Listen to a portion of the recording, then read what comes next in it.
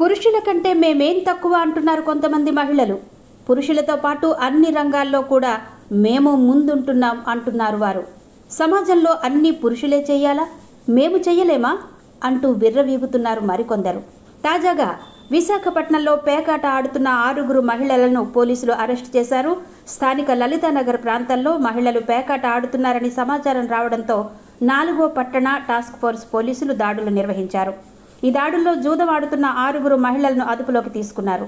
వారి వద్ద నుంచి 22,000 నగదును స్వాధీనం చేసుకున్నారు. కేసు నమోదు చేసిన పోలీసులు దర్యాప్తు చేస్తున్నారు. పట్టుకున్న 6 మహిళలను కోర్టులో హాజరుపరుస్తామని పోలీసులు తెలిపారు. దీనిపై మహిళా సంఘాలు భగ్గుమంటున్నాయి. కొందరు మహిళలు పాశ్చాత్య సంస్కృతిని అవలంబిస్తున్నారని, అందుకే ఇలాంటి చెడు అలవాట్లకు బానిసవుతున్నారని వారంటున్నారు. భారతదేశంలో స్త్రీ జాతికి గొప్ప పేరుందని, దానిని చెడగొట్టద్దని వారిని హెచ్చరించారు. సమాజంలో ఇంకెవరూ ఇలాంటి చెడు అలవాట్లకు బానిసలై పరువు పోగొట్టుకోవద్దని వారు హితవు పలికారు.